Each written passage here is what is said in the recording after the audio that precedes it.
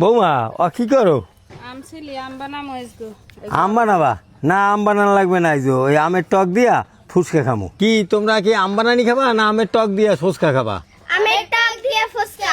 তেল গরম হয়েছে, ফুচকা গুলো এখন ভাজলাম। কত সুন্দর ফুললে গেছে দেখেন।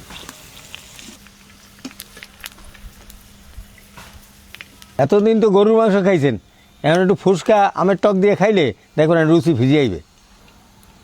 ফুচকা তো ভাজিয়ে হেলাইছি, বৌমা এখন টকটা বানাইলেই খাওয়া শুরু করুন। আমের টক বানানোর লাগে আমগুলো কাটতে নিছি, এখন কয়েকটা বোম্বাই মরিচ ছেড়ে নিম।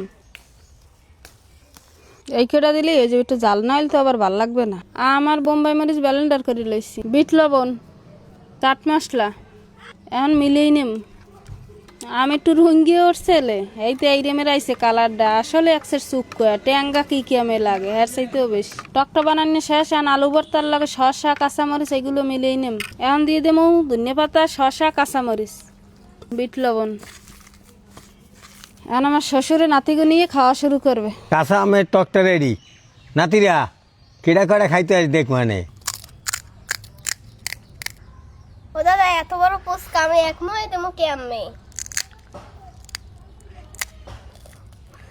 দেখ কেডা কড়া খাইতে আরো।